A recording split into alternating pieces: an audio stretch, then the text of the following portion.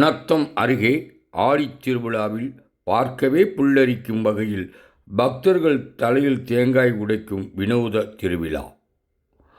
ஏராளமான ஆண்கள் பெண்கள் கலந்து கொண்டு நேர்த்திக்கடனை செலுத்தினர். திண்டுக்கல் மாவட்டம் சானார் யூனியன் கம்பளியம்பட்டி ஊராட்சிக்கு உட்பட்ட ஆண்டிப்பட்டியில் அமைந்துள்ள குறும்பாகுள அருள்மிகு ஸ்ரீ மகாலட்சுமி ஸ்ரீ கருப்புசாமி கோவில் உள்ளது. இங்கு ஆண்டுதோறும் ஆடித்திருவிழா வெகு விமர்சையாக கொண்டாடப்படுவது வழக்கம். 2 நாட்கள் மட்டுமே நடைபெறும் இத்திருவிழாவில் நேற்று சாமி சாற்றுதலுடன் விழா துவங்கியது. திருவிழாவில் பக்தர்கள் நேர்த்திக்கடனை செலுத்துவதற்காக காப்பு கட்டி விரதத்தை தொடங்கினர். ஆண்டுதோறும் ஆடி மாதத்தில் சிறப்பாக நடைபெறும் இக்கோவில் திருவிழாவின் போது ஆண்கள் பெண்கள் உடல்நிலை சரியில்லாதவர்கள் திருமணம் ஆகாதவர்கள் குழந்தம் பாக்கியம் இல்லாதவர்கள் மகாலட்சுமி அம்மன் முன்பு தங்கள் கோரிக்கைகளை வேண்டுதலாக வைப்பார்கள்.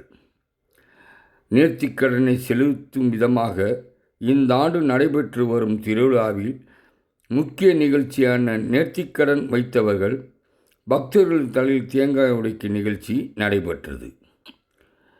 நேர்த்திக்கடன் வைத்த பக்தர்கள் கோயில் முன்பாக வரிசையாக அமர வைக்கப்பட்டு தலையில் தேங்காய் உடைக்கும் நிகழ்ச்சி நடைபெற்றது.